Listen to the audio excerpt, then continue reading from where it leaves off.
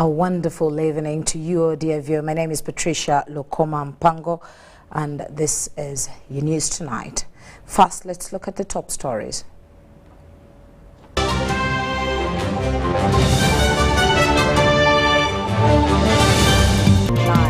Lady Janet Museveni meets and holds discussions with a delegation from Germany's Saxony state. General Muhoozi Kainerugaba disbards all NK units. Japanese government donates 25 Type B ambulances to Uganda. Cricket cranes bow out of the Castlelite Series 2023.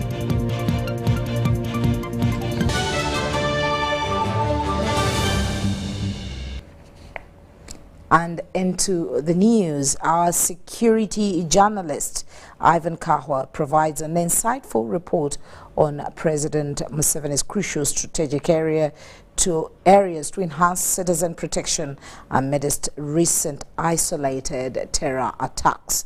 Following the tragic loss of 44 lives during the attack on Mpondwe Secondary School by suspected ADF remnants, the president has identified significant security lapses, as we hear more in this report.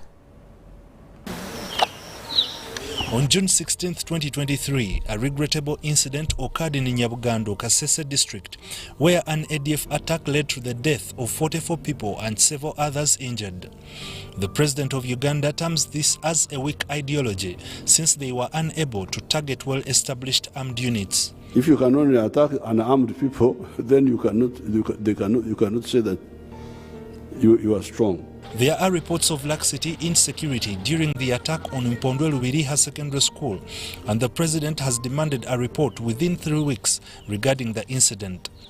So I want to check what this Kabugo lady was talking about in the case of Mpondwe, because she said that one of the children walked to the police station, then they didn't respond. Yes, they may not respond because they are not ready. If you come, then I started dressing up. Tying shoes around takes time. He has directed the deployment of 18 police officers per sub-county and emphasized the effectiveness of standby units. Even in peacetime, there will be a group ready to move to answer a call of distress. If there is a terrorist threat in the area, we upgrade the situation by recruiting LDUs per parish. In a mounted operation commanded by Major General Dick Olum, the commander of Operation Shuja, at least 12 ADF remnants, including the notorious commander Lubanga Ken, were killed and guns recovered. ADF is no longer and can no longer be a military problem as long as the diplomatic problem of the Congo government allowing us to help them is maintained.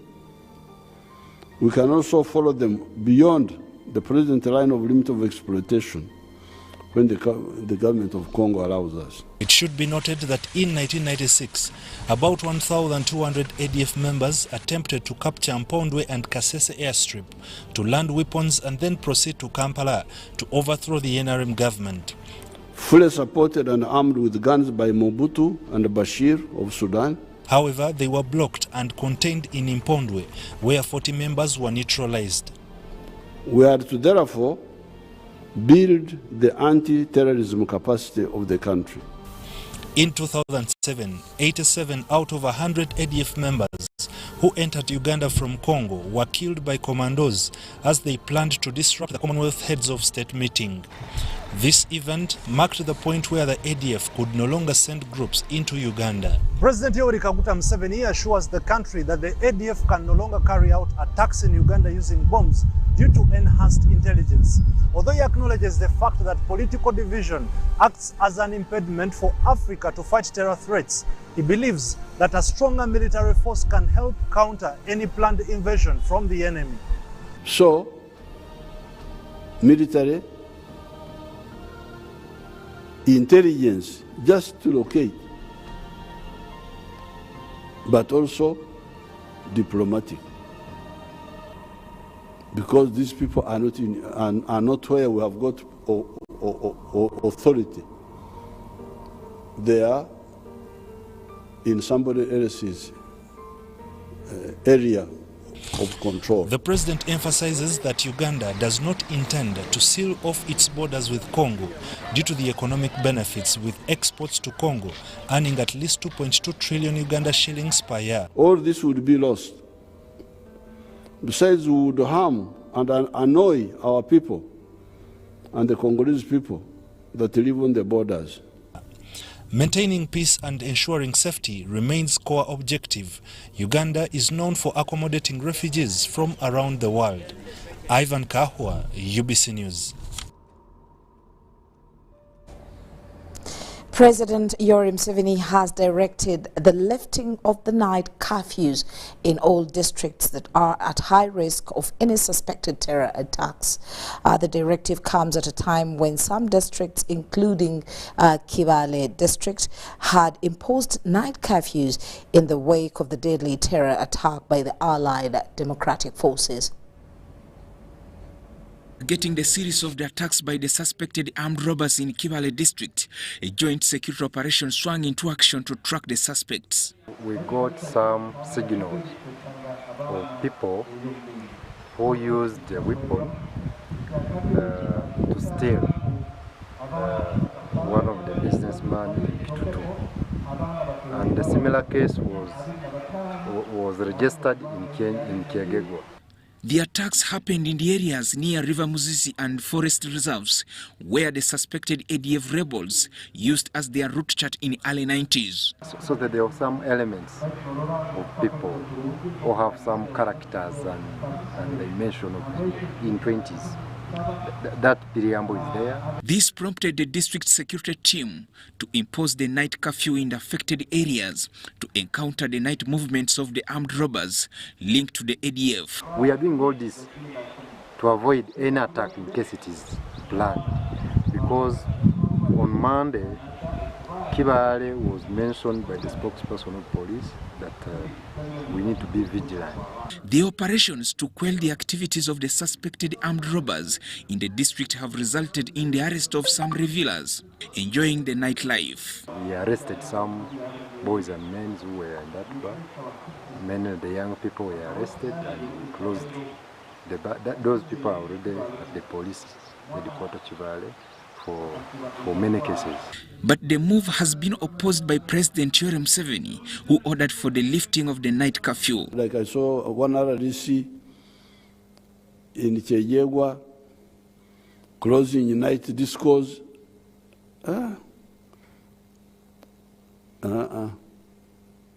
Abana Uganda twagala nnyo okusanyuka.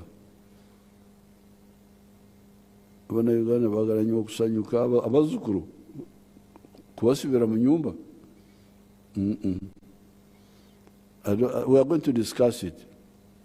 It's not necessary. This is not such a big force. Joseph Oko, UBC.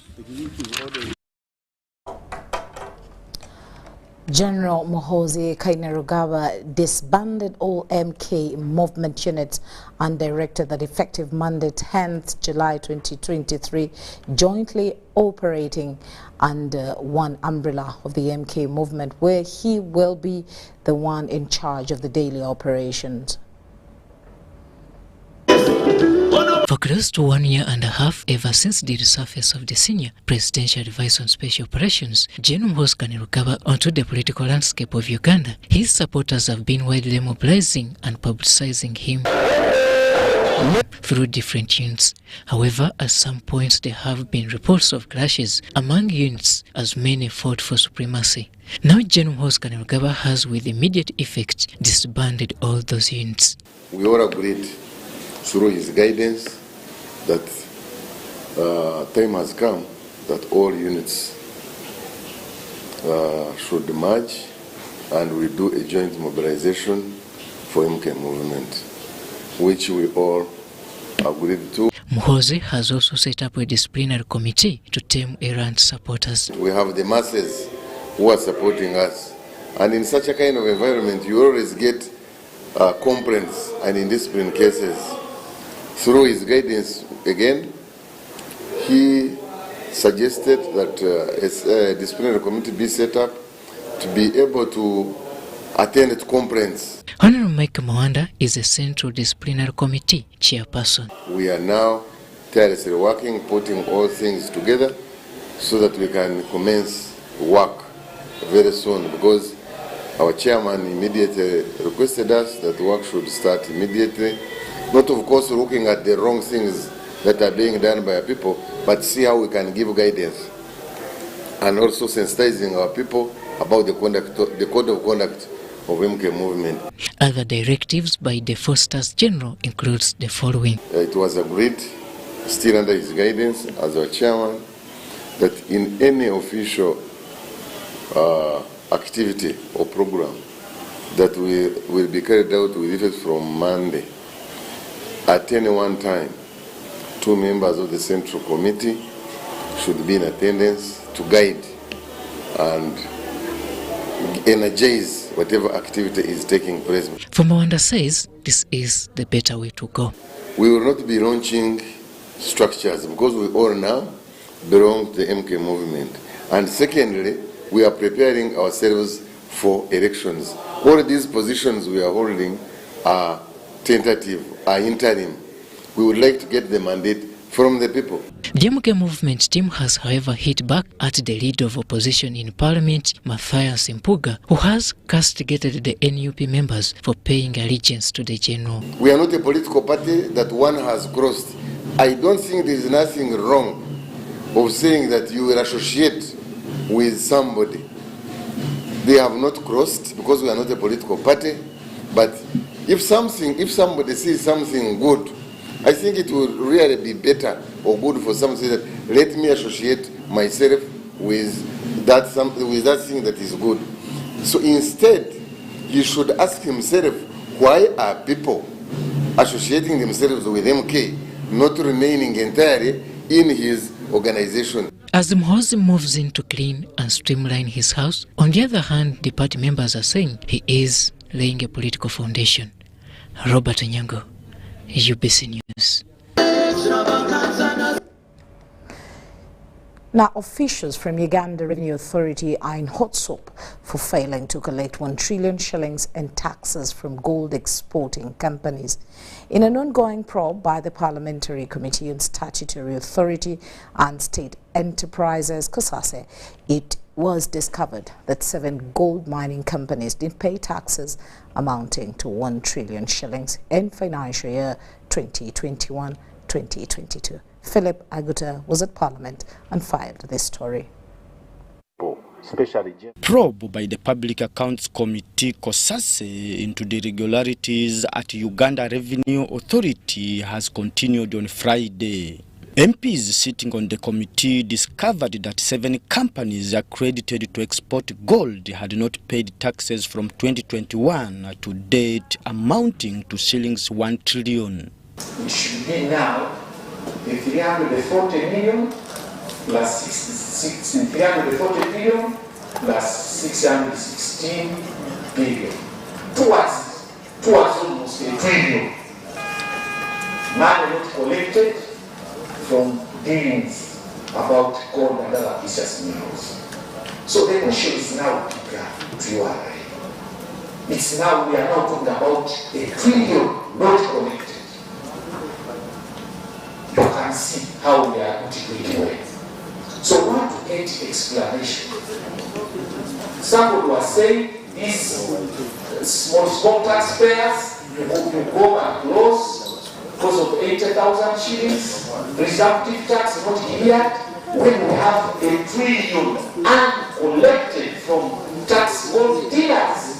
This is after Parliament passed a mining law in 2020 where companies exporting processed gold pay 5% as taxes, and those exporting unprocessed gold pay 10%. This table of the sum of value exported of gold by a company and tax rates at 5% for the period of 1st July 2021 up to 3rd March 2023. This is what I was saying, the amount now is more. Let me just read now the totals without going into detail from the 7 companies. However, the Commissioner General of Uganda Revenue Authority, John Musinguzi, says the companies stopped exporting gold in 2021 and 2022 after Parliament passed a mining law imposing heavy taxes on them. Law being passed, the gold exporters stopped exporting any gold. In the month of July, there was no export that was captured through our system. Further explained that the companies later went to court to block them from collecting taxes based on the mining law. This, but the new rate now was not 5%, it was $200 per kilogram. So we issued demands for the companies that had exposed over the previous year to pay this. But immediately, the companies now rushed to court, and then court issued an injunction. The injunction was saying URA do not enforce correction of these areas because of these appeals by the companies. The MPs, however, insisted that failure to collect such amount of taxes is connivance between the gold companies and officials from Uganda Revenue Authority. Philip Aguta for UBC News at Parliament. Thank you very much there, Philip Aguta, for that detailed report. Now, the government of Japan has donated 25 Type B ambulances to Uganda to support emergency medical services.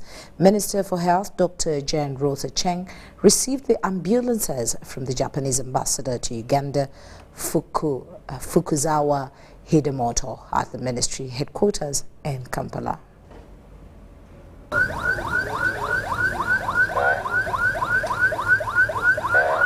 In 2021, the National Emergency Medical Services Policy was approved with the aim to improve response to emergencies.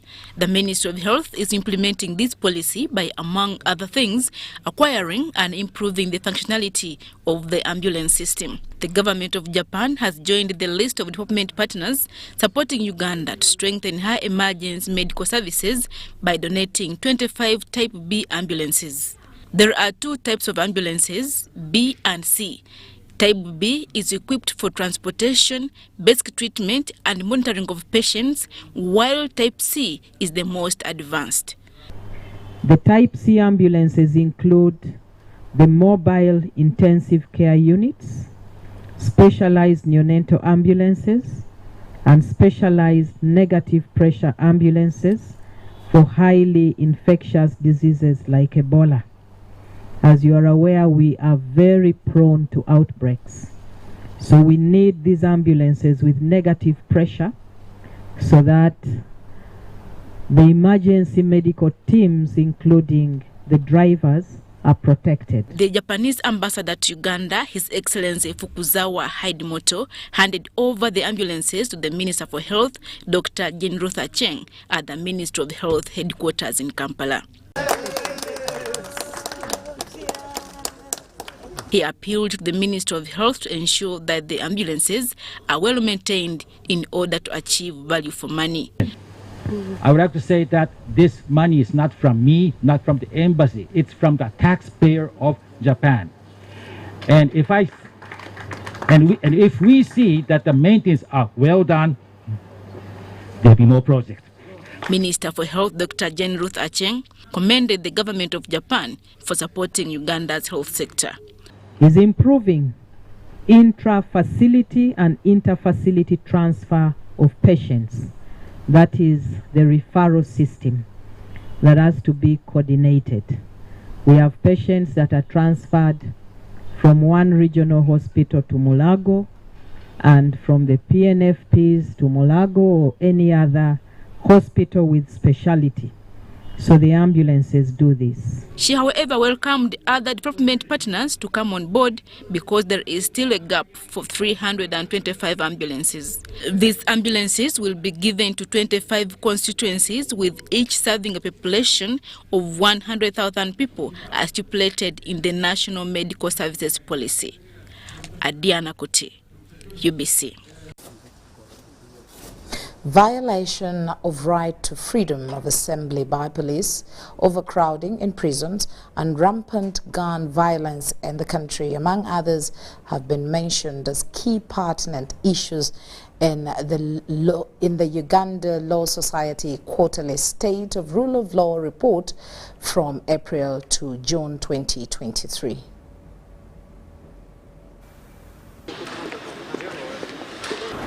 The High Court and the Chief Magistrates Courts in the whole country will be going into vacation for civil cases, which will run from the 15th of July to the 15th of September. The vacation is a time where we mark the end of the year and also the beginning of another one. It lasts for a month, and during this period of time, the magistrates and judges use it for purposes of writing rulings and judgments that may be pending. So much as it is a vacation, they still keep working behind the doors. For the Supreme Court and Court of Appeal, it will run from the 1st of August to the 31st of August. It also applies the same rules that during that time they don't handle civil. The message I am giving people is that much as the courts will not be hearing civil cases, the registries will be open for filing of new cases and also to do other inquiries that are required to be done. So the courts will not close. They will only be not handling those matters, but the doors will remain open. And we just hope that all the courts prepared and did not fix cases during this time, except where they agreed, court still can agree with the parties that despite being a vacation, we shall handle this matter. If they agree, they still work on that case.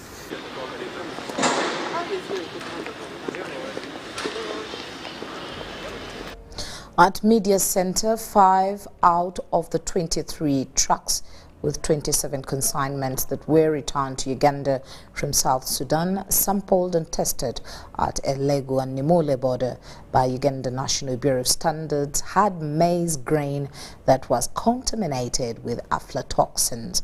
While addressing the press at Media Center in Kampala, State Minister for Trade Ntabazi Harriet expressed the need to strengthen awareness to farmers on how to handle the grain at the farm harvesting, emphasizing the use of granaries and that government is to embark on putting in place warehouses with receipt systems to eradicate this problem. About 2 months ago, South Sudan authorities at the border of Elegu and Nimule rejected 90 trucks from Uganda carrying assorted consignment that include maize grain, milled maize, dry beans, sorghum grain, cassava flour and finger millet grain on grounds that they were contaminated with aflatoxin. On 8th July, a team that was headed by the chairperson, Presidential Advisory Committee on Exports and Industrial Development, Audrey Krabogo, Minister of Trade, Uganda National Bureau of Standards and Grain Council officials went to the border to assess the problem, take samples from the rejected consignment and test the standards. Results indicate that from the 23 trucks tested, of the 8 that were carrying consignment of maize grain, 4 failed the test because of having high levels of aflatoxins, and of the 12 consignments of milled maize, only 1 failed. We have details of the analysis that indicate that of the 5 trucks, 1 for maize flour had the UNBS certification, and 1 for maize grain also had a UNBS certification. So meaning that those were actually under valid UNBS permit, but 3 of them were not certified by UNBS, meaning that UNBS, they crossed illegally. Small working committee was set up on the Ugandan side, just like the South Sudanese side also had a committee set up, putting mutual recognition of quality and standard marks in the spirit of the ESC integration protocols. The manager in charge of operations at Uganda Revenue Authority, Godson Mwesije, says they collected 1.4 billion shillings last financial year from goods from South Sudan, and exporting substandard products affects the country's revenues. Receive close to 300 to 500 trucks daily crossing to Juba, and most of them are food products and fuel. If these laboratories are equipped, I can assure you we shall be able to check this. Issue of acceptable standards and the free movement of goods and services be taken seriously at both the national government but also at the East African community level. Aflatoxins are molds that enter maize that is not well dried but moist, and it can happen at all levels of processing the maize. State Minister for Trade Ntabazi Harriet attributes this problem to not having good warehouses, since most of them are privately owned. But the granaries, the issue of granaries is very, very important, because for them they were moisture free. They were handling these grains with moisture free. Now, on the side of government, we are looking at the infrastructure, putting in place warehouses. Most of the warehouses which are there are privately owned. Government is helping in renovating them, putting them under the warehouse and receipt system. Grain Council of Uganda has grown the processing capacity to 9,000 tons every day and storage to 450,000 tons, although there is still a storage challenge at lower level. The grain trade policy, it be implemented to the letter. Within that policy, the trading outside of the borders of grain that does not meet the minimum Ugandan and East African standards, the harmonized standards, is not allowed. Let unprocessed grain only move from farm to a processing factory. And we're not talking about basic, any major level of processing. It should be cleaned, it should be dried, it should be packed in standard bags, and should be able to meet minimum East African standards for grade 1, 2, or at worst, grade 3. Accordingly, the 22 consignments which passed the aflatoxin test will be released to the owners, while the 5 that failed have been seized at Elegu border pending disposal. I'm Nafka Farida and Stephen Kalisia in Kampala. In the health sector, Kampala Lord Mayor Elias Lukwago has challenged school administrators in Kampala, spearheading the blood donation drive by mobilizing their students, parents and neighboring communities to donate blood. The alumni of Kampala High School, led by Kampala Lord Mayor Elias Lukwago, in partnership with Uganda Blood Transfusion Services, have organized the first ever blood donation campaign at the school, with an appeal to school managers, parents and community leaders to spearhead blood donation to save lives. The move comes in the wake of inadequate blood supply in the National Blood Bank reserves compared to the rising demand. I really commend you for that, and I implore other schools, other communities, other stakeholders, please, they should heed to the call. Blood is everything for our lives. Uganda Blood Transfusion Services officials Ospet Silgo and Samuel Davis Wante explain the significance of blood donation. Just to confirm whether you have enough blood to donate, we will confirm whether your heart works well, and also confirm whether you are healthy enough before we allow you to donate. As you are aware, we usually get cases of accidents every day. Mothers delivering, cancer patients, AIDS patients, diabetes, all those people need blood. And as we understand around the world, there's no factory that produces blood. The vice chairman of the school alumni, James Musoke, and the school headmistress, Hajat Rehema Babita, say this is going to be an annual event. The Kampala High School alumni, we decided to do a charitable event at least every year. And one of them, one of what we have done this year is the blood donation drive at our old school. We appreciate them so much, because some days back, there has been a shortage of blood in the country. Over 100 units of blood were realized for the start.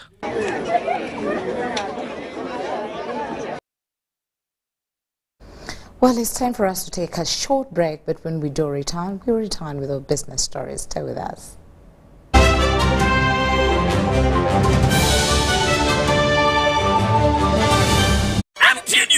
Uganda waraji batusako manrane chikona tena tekobo seko season yakuna savu July kuma Mount Papa's Hall usasule kwa MTN mobile money usasula gumu chitundu MTN usasule nega nkomitano iga stemu kagatano stamu enda munana hasha kwa MTN ufune tiketi yokati wabula kumliango usasule mitwale ibiri yepe mitwale tano ate meza ya milioni biri munana July kodi ni hotel mkono wenda July Nikan Resort Weza 15 July France Africa Jinja Abiri mbili July Maria Flema Saka Abiri mwenda July Afro Club Eka Sangati ate yoyo noku yingi na mutualo wafujini dwa musente Talent Africa Victoria University Suzu Property Consultants Pepsi Max Uganda Waraji MTN.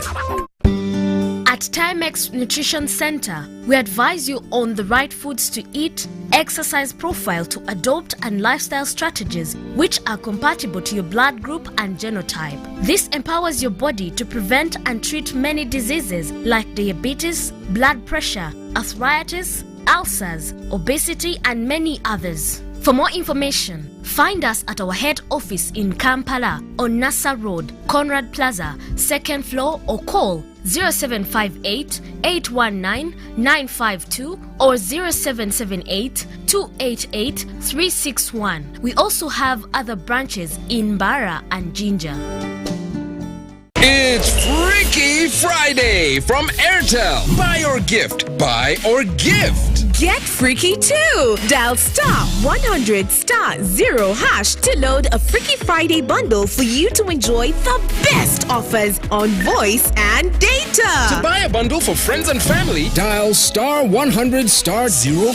Freaky Friday with Airtel. Buy or gift a bundle today. Dial *100*0# to get started. Airtel, a reason to imagine.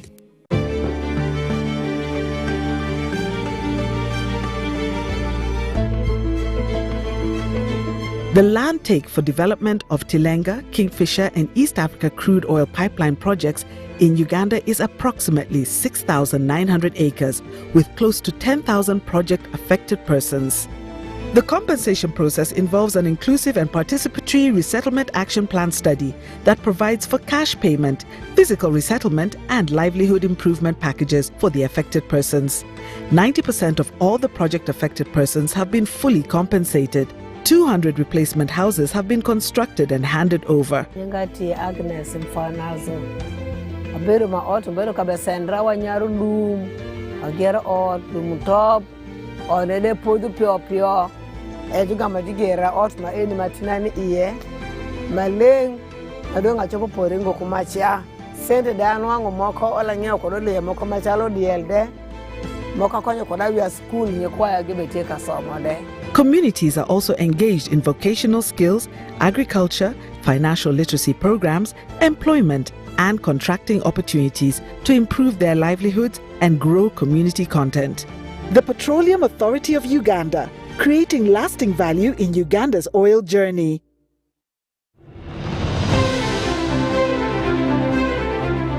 And in talking news, MTN has improved on their data voice bundles. You can now call across all networks for the same price. We've talked to several eyewitnesses on the ground, and this is what one of them had to say.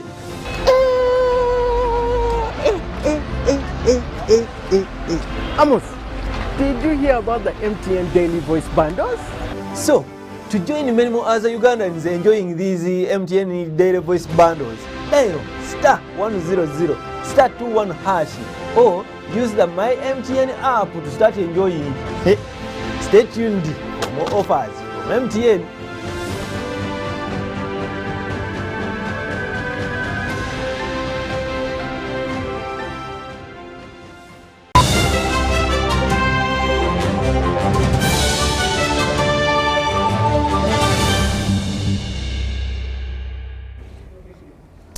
Thank you so much for keeping it with us. It's time for us to see what's making headlines in the world of business. As we start with Agri-innovation, Agri-business Development Center, a non-profit-driven social enterprise, has launched its central e-learning hub, which will be operating live from the headquarters in Kampala.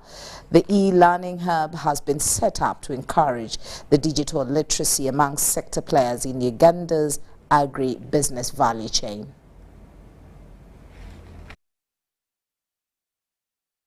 Uganda's central bank, in collaboration with NITA Uganda and supported by companies such as Pegasus Technologies and Crypto Savannah, is actively strategizing on harnessing the digitization of payments and collections to stimulate digital financial services. This endeavor involves enhancing digital financial literacy among the population and ensuring the provision of secure digital services that are resilient against cyber threats. If you have your internet, if you want to operate online, you have to operate in a secure environment. So how do we ensure that we are secure online? We need to have the right skills to support us in that. I think as a country we have very few cyber security experts, so we have to ensure that we train more people. To facilitate Uganda's journey towards a cashless society, approximately 66% of Ugandans now have access to cashless accounts, primarily in the form of mobile money. This achievement, according to Makei Ayomu, Director of Payment Systems at the Bank of Uganda, signifies a significant milestone in our pursuit of going cashless. Our main goal is financial inclusion, to reach people at the bottom of the pyramid, the lowest people at the bottom of the pyramid. That's the main goal. Then the issue of consumer protection. Most of my regulated entities are guilty on this one. We still have these connectivity issues. Yesterday, I tried like 5 times to do bank to wallet. It's not able to go through until midnight. But this generates revenue to all these banks, and I don't know why we have these issues. Emerging technologies have disrupted people's way of life, necessitating active involvement in capitalizing on these advancements. But how can we get regulation to look at banks as fintechs too, not just as a bank and then a fintech? And of course, we have to help the regulators as banks. We have to help them because we are not as nimble as our fintech partners, but we need to also be able to innovate and move faster. But it would be good if the regulation can also support us as banks to be able to innovate faster and get more people onboarded on financial services. The government of Uganda, through the Ministry of ICT, has pledged its commitment to spearhead the digital transformation agenda. Key aspects of this agenda include infrastructure development, cybersecurity, skills enhancement, and fostering innovation and entrepreneurship. We need to make sure that cash is removed from our economy by sensitizing people about that. We also have the issue of infrastructure. There are still many pockets in Uganda where there is no network. And these digital services can only be provided over GSM networks. So if there is no network in an area, if there's no agents present, then obviously that digitization will not work. With each technologically driven industrial revolution, there is a substantial shift in how things are done. Although change can be uncomfortable, it is crucial to engage in conversations about harnessing the digitization of payments to improve Uganda's financial sector. Marion Awori and Dennis Sikowa for UBC. And of course, just to emphasize that specific point, Uganda is strategically positioning itself to leverage in these new technologies, particularly the digital payment systems. Now, in the Agri-innovation story, the Agri-business Development Center, a non-profit-driven social enterprise, has launched its central e-learning hub, as we hear more from Wadula. Following the continued growth of their Soma e-learning platform, Agri-business Development Center has started the launch of various internet-connected e-learning hubs around the country to enable farmers and all their stakeholders to align with international best practices that guarantee enterprise growth and profitability. infrastructure is really to help those who don't have those gadgets, or any person who has free time but doesn't have enough data. You can just walk in, you will get supported, you will be given a machine, and then you can go on, learn, go through SOMA. But if you're also operating an agribusiness, you even have the opportunity to speak to any of our business advisors to even help you enroll on other programs other than just a digital course of SOMA. This Kampala hub can take up to 12 learners at a time. Katia Mugenzi, the company's marketing and communications head, asserts that despite being free to access, every enrolling beneficiary needs to be engaged in the agricultural value chain to qualify using this space. So one of the challenges that we have, or the learnings that we have faced in the field as we train in the different regions where we are, is the gap of digital literacy because, of course, of the different challenges we have as a nation. One of them being able to access smart gadgets or computers, like you should call them. SOMA, ADC's e-learning platform, has so far grown to register about 13,000 users since its launch over 3 years ago, boasting to have equipped its users with basic agribusiness skills like financial literacy, crop economics, good governance and leadership. An added advantage here is that it can be accessed in various local dialects.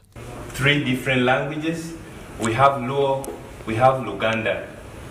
The launch of this e-learning hub model by ADC has opened up an opportunity for all serious farmers, traders or exporters who are seeking a base of knowledge to better their agribusiness dreams at no cost. Moreover, this comes with free business advisory services. Wadulo Mark Arnold, UBC News in Kampala. Now, as we turn on to the financial markets, today on Friday, we witnessed the Forex there. The Forex market witnessed the shilling remaining unchanged right from the opening and close of business. And of course, on the Uganda Securities Exchange, there's not been much activity. The turnover was recorded at 20.4 million shillings. Let's take a look.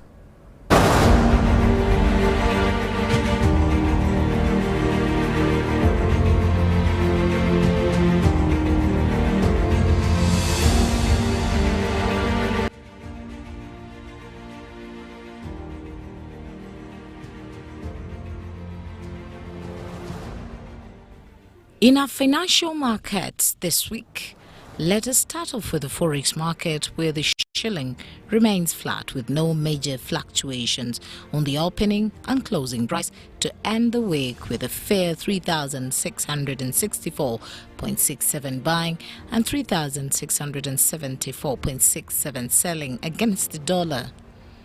The South African rand traded at 204.11 buying and 206.66 selling, respectively. Let's preview the entire performance on the Forex market.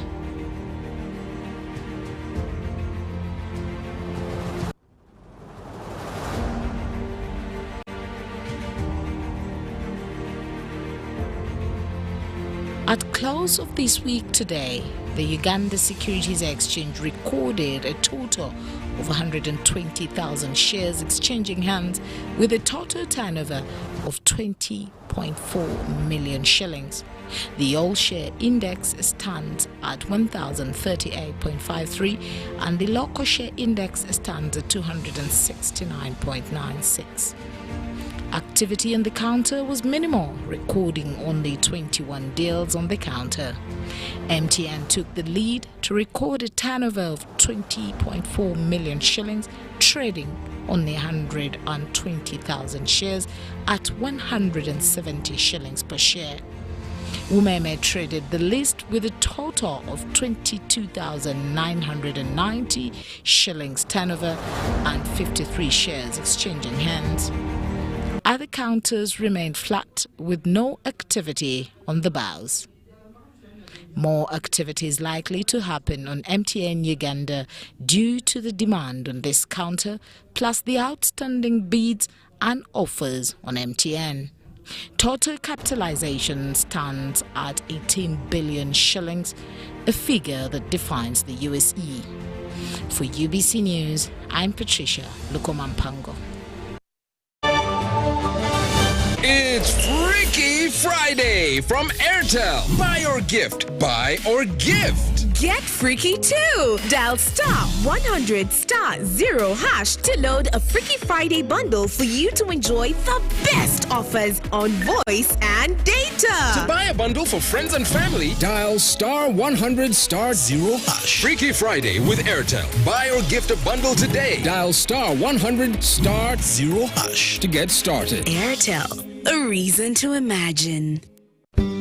At Timex Nutrition Center, we advise you on the right foods to eat, exercise profile to adopt, and lifestyle strategies which are compatible to your blood group and genotype. This empowers your body to prevent and treat many diseases like diabetes, blood pressure, arthritis, ulcers, obesity, and many others. For more information, find us at our head office in Kampala on Nassa Road, Conrad Plaza, 2nd floor, or call 0758 819 952 or 0778 288 361. We also have other branches in Barra and Jinja.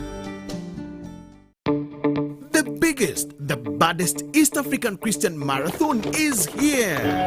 Come participate at the East African Christian Marathon for a prayer run on the 13th of August 2023 at the Lugogo Hockey Grounds. Come represent your family at the prayer run and run for a good cause to build the first call center, which will be East Africa's virtual listener. Come for the prayer run alongside your pastors, leaders, representatives from Kenya, Tanzania, Rwanda, Burundi, Congo, South Sudan, and of course Uganda. Participate with Honorable Captain Mike Mukula, who is the chief runner and patron. Do not miss out on this opportunity. Make your donation for your kid now from 20,000, 30,000, and 100,000 Uganda shillings, because runs change the world. For more details, call 0781 885 055 or visit our website at www.eastafricachristianmarathon.org. Proudly sponsored by PKF, UBC, Venro Health, Aquafina, and Moving Preacher.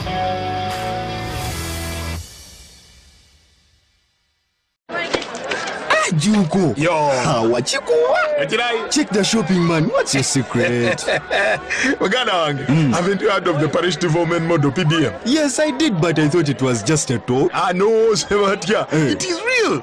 I and a few friends together formed a circle, accessed money from the PDM, invested in a poultry project, and now things are moving. Juko. I thought I was one of your friends. You are. But you left me behind. I didn't leave you in poverty. What you do, just visit your LC2 chairperson and your parish chief and start the process of economic transformation. Just like that. The parish development model is an initiative from the government of Uganda through the Ministry of Local Government designed to transform all lives of Ugandans for the better. PDM, my parish, my development, my life.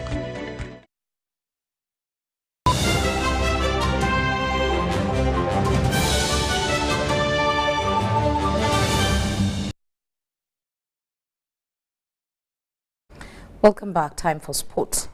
The Cricket Cranes completed their 6 test matches against the Namibian Eagles in the T20 Castlelight Series, losing all games that included the 9-wicket loss in their final match on Thursday. Let's hear more in this report. Cricket Cranes walked away empty-handed from the tour that featured 4 T20I and 2 ODI matches. Namibia, who have a high world ranking, proved too strong for Uganda, who were bounded out for 108 in 36.5 overs after a 40-wicket run. The final test match saw runs that were not coming in fluidly from the Cricket Cranes due to the very cold conditions on the day. The hosts were never troubled as they were propelled by a 9-wicket win. The scoreline could have been very different, but again, we didn't seize our moments, and that was the most disappointing part for me. But some encouragement to take from the tour. Couple of young guys coming through, getting some exposure, getting some games against some high-level competition. Despite missing players to personal and logistical issues, there was optimism for upcoming youngsters, including Pius Oloka, who put in some good yards with the ball from his 6 overs. I think one of the biggest positives for me was the experience. I think you learn more from defeats than you do sometimes from victories. For me, the tour results on the board, not great. T20, I think we're very competitive in 3 of the 4. One-day stuff, we just didn't pitch. And I think the players are hurting. We're all hurting. And I'm sure that the results that will come after this will show that there have been a lot of lessons learned. Credit also needs to go to Namibia, put out a very strong side, and they showed why they're an ODI side and why they've been to 2 World Cups. And if we want to go there, we need to become more consistent and we'll be more competitive. The cricket cranes who won the inaugural T20 in Nairobi will be back in Namibia for business in November as they fight for the World Cup spot at the T20 World Cup qualifiers. Marsha Miro, UBC News. And with the East African Parliamentary Games 4 months to these games, Ugandan Parliament has released training schedules for its team. With football as flagship sport, which Uganda has always dominated, legislators are into vigorous training at Philip Omondi Stadium. Next to train is netball and rugby. Let's hear more from Emon Gabo. Uganda retained its East African Parliamentary Games crown in Juba, winning top sporting activities including football, netball and volleyball. Their Kenyan counterparts were based in athletics. And to maintain the winning legacy, Ugandan legislators are into training for the games that start early December in Kigali, Rwanda. UBC TV caught up with the football team at Philip Omondi Stadium in training.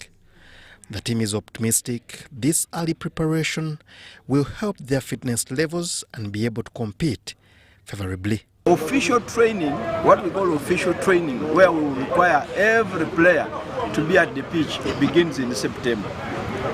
But it is also good to start early. By the time we officially begin, those of us who have been training for the last 1 year will not find it extremely difficult to cope up with the program, the training schedule of the coaches. The parliamentary team had a friendly game with Landstar Hotel Machindie, where the legislators defeated the latter 3-1. The game was to strengthen the team, sharpen skills and improve coordination. We normally organize such events, and it's not the first time we're organizing these events. We have different kinds of teams. We have a sauna team, we have a gym team, we have an aerobics team, we have a team for staff. So all the 4 teams, we organize a tournament almost at the end of the year. So the tournament runs, it's a return leg. So we get the winner after the fixture has been finished. We do these physical exercises as one way of eliminating these excess sugars in the bodies, and by doing so we are controlling some diseases which are associated with excessive sugars through sweat.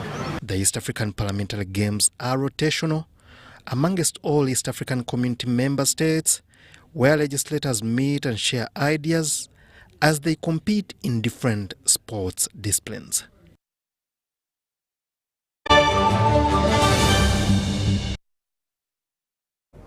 What an interesting way to end our news. Thank you so much for allowing us into your space. My name is Patricia Lukoma Mpango. Well, stay tuned for we will meet again at 10 o'clock. Stay with us. Weather update brought to you by Uganda National Meteorological Authority.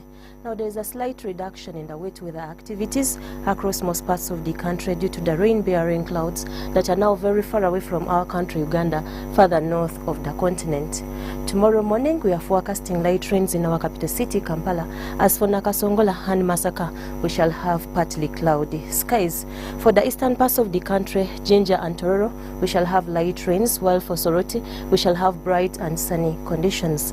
For the western stretch that includes Kasese and Kabale, we shall have partly cloudy skies. For the north, we are forecasting bright and sunny conditions in Moroto and in Kotido. As for Gulu and Lira, we shall have sunny intervals. Later on in the day, we shall have a pickup of light rains in Nakasongola, temperatures rising up to 31 degrees Celsius. As for our capital city, Kampala, we are forecasting 27 degrees Celsius. For the eastern parts of the country, we shall have light rains, temperatures rising up to 31 degrees Celsius in Soroti. As for Jinja and Tororo, we are forecasting 29 degrees Celsius. For Kasese, we shall have temperatures going up to 32 degrees Celsius, while Kabale Highlands, we shall have temperatures going up to 26 degrees Celsius. For Gulu and Lira, we are forecasting light rains, temperatures rising up to 31 degrees Celsius, while for Kotido and Moroto, we are forecasting 32 degrees Celsius. For international weather forecast, we shall have bright and sunny conditions in Cairo and in Dubai, temperatures going up to 42 degrees Celsius in Cairo and 44 degrees Celsius in Dubai. As for Nairobi, we are forecasting sunny intervals at 25 degrees Celsius. That nicely concludes our weather forecast today. Till tomorrow, have a good night.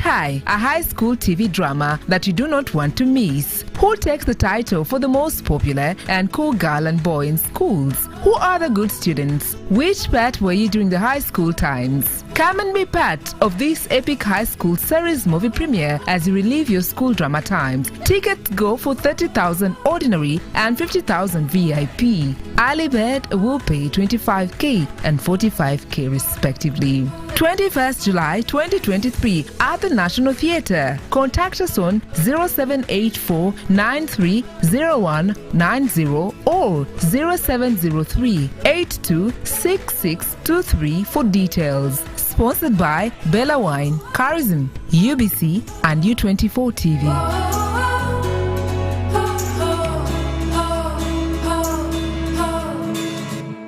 It's Freaky Friday from Airtel. Buy or gift. Buy or gift. Get freaky too. Dial *100*0# to load a Freaky Friday bundle for you to enjoy the best offers on voice and data. To buy a bundle for friends and family, dial *100*4#. Freaky Friday with Airtel. Buy or gift a bundle today. Dial *100*0# to get started. Airtel. A reason to imagine.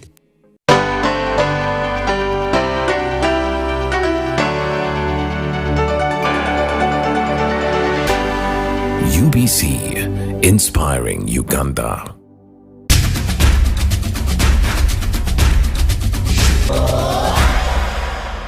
Yes, a very good evening to you tuned into UBC TV. We thank you so much for following us, all our programs, and welcome to this week's edition of UBC One-on-One with Michael Jordan Lukoma. We discuss variety on this show, every topic that is crucial and very important to our lives individually, family, community, and the nation at large will always feature on this show, and we get those guests that connect